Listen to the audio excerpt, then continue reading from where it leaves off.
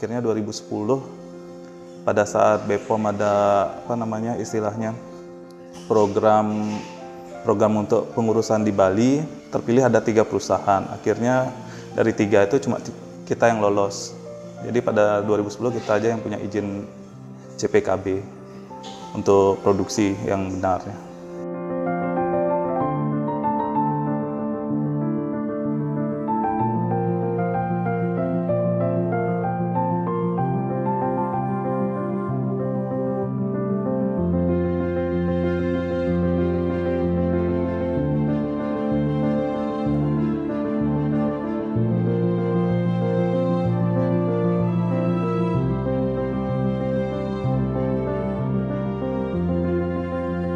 Awal mulanya itu karyawannya tuh ada 3, termasuk saya sendiri. Jadi saya dibantu sama asisten rumah tangganya saya, dibantu sama suami. Nah, itu mulainya itu di garase gitu. Jadi kan kebetulan ada garase yang nggak terpakai di rumah, saya pakai untuk produksi di sana. Gitu, secara sederhana dan simple. Terus mulai berkembang, itu kita pindah dari rumah yang ada di Jalan Sirama, pindah ke di daerah Bulu Indah, di Bung Tomo ini. Nah, itu masih karyawannya waktu itu tahun 2007 ya, 2007 sekitar 10 orang.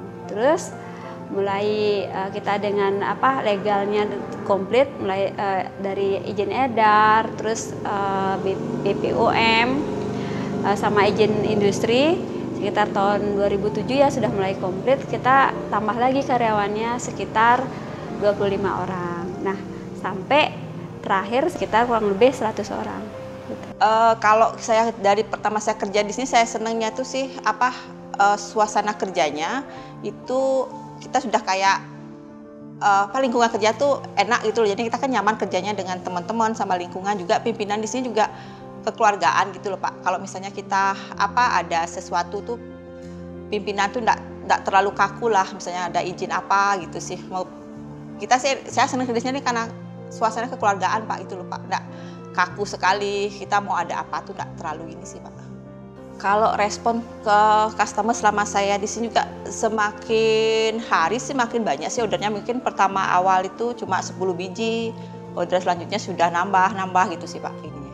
Biarpun kita kan memang sudah mengalami beberapa kenaikan harga, tapi mereka mengerti karena emang kan kualitas barang kan juga ditentukan dengan ininya juga. Nah, mungkin kita tetap sama gitu kan, karena semakin hari itu kan bahan-bahan juga semakin naik harganya. Tapi mereka tetap masih yang sudah membeli alus tetap nyari. Dan juga pelanggan Bali itu sudah dari pertama kali mereka pakai sampai saat ini masih, saya kan baru bergabung 10 tahun nih. Sebelum saya bergabung tuh mereka tuh sudah ngambil Bali alus sampai saat ini. Jadi kita tuh udah kayak kenal sekali jadinya sama orang-orang yang sudah gini itu, jadinya yang enggak terlalu kaku lah kita sama mereka, jadi kayak bertegur sama teman jadinya gitu sih. Iya, saya rasa strategi bisnisnya itu salah satunya juga dengan pendekatan kepada pelanggan, artinya mempertahankan pelanggan, bagaimana dia membuat pelanggan itu terus tertarik menggunakan produknya dengan menciptakan produk yang baik, terus kepada customer juga dia komunikasinya baik, menjelaskan produk-produknya itu secara jelas, secara detail ya, maksudnya produk ini natural, bahan-bahan yang dikandungnya ini, kegunaannya untuk ini gitu. Terus juga kebetulan produk-produk yang diciptakan juga kan dipakai oleh banyak wanita ya sampai di Indonesia gitu. Jadi saya rasa itu sangat menginspirasi. Kemudian juga kita sebagai pelanggan merasa puas, merasa produk yang kita beli itu benar-benar sesuai untuk kita gitu. Kita dapat produknya, kita dapat kualitasnya, kita juga dapat pelayanannya yang baik. Awal mula ya produk Bali Alus itu disupport untuk bahan baku dari kebun sendiri, dari desa, dari orang tua gitu. Karena memang kan keterbatasan modal ya, kita modalnya tuh cuman di packaging, terus di di SDM, dan bahan bakunya masih disupport sama orang tua di desa. Jadi bahan bakunya saya ambil dari desa Bungkase, kelapa, terus buah-buahan dan lain sebagainya. Di sana juga ada kayak kelompok tani seperti itu yang kita bisa tampung hasil pertaniannya. Dengan kondisi sekarang ini, saya optimis sekali ya. Jadi saya memanfaatkan lahan-lahan tidur yang selama ini yang belum maksimal ya, itu, dan juga di sini tujuannya juga lebih memaksimalkan petani. Di sini saya persiapkan untuk menanam pertanian yang mensupport produk Bali Halus itu. Kan kita konsen sekali dengan organik. Jadi saya kalau menanam sendiri kan benar-benar nggak tanpa pestisida, tanpa bahan kimia. Jadi merasa garansi loh beneran organik seperti itu. Terus dan hasilnya pasti lebih bagus kan. Jadi esensial yang kita dapatkan juga lebih bagus. Terus lahan yang tidur selama ini nggak maksimal kita bisa maksimalkan. Petani pun jadinya lebih daya gunanya lebih bagus lagi buat petani gitu, lebih maksimal juga buat petani itu. Dan saya sekarang lagi mengembangkan itu di Buleleng. Saya baru ambil beberapa lahan di Buleleng sekitar 10 hektar. Terus juga ada di daerah Plage sekitar sama sih 10 hektar. Jadi saya optimis ya nanti kita arahnya nanti akan lebih banyak ke esensial, produk organik gitu. Dan juga kan Bali Halus nanti hasilnya akan lebih bagus lagi kalau memang dari pertanian sendiri. Ingredient base ingredientnya kita kan dari PCO ya, dari kelapa. Nah itu memang dari kebun sendiri. Itu ada sekitar 8 hektar pohon kelapa. Dari sana sih bahan baku. Jadi kita concern sekali dan kita percaya diri, oh ini memang organik gitu loh. Walaupun susah sekali ya untuk mendapatkan sertifikat internasional kita organik gitu. Dan kelapa nggak mungkin ya nggak organik, karena nggak mungkin ada orang mupuk kelapa, nggak mungkin ada orang yang nyemprot kelapa, pastinya organik sih gitu. Bahan baku kita kan bahan baku sebagian besar memang dari Indonesia, terus ada dari kampung. Nah di sini nanti kedepannya kita mengembangkan kayak serai wangi, terus pacoli. Nah itu bahan-bahan yang memang kalau kita kebanggaan Indonesia ya, porang itu kita akan tanam sendiri. Jadi kita lebih fokus konsen ke organik itu. Sebenarnya apa yang dihasilkan di Pulau Bali ini memiliki kualitas yang sangat baik ya.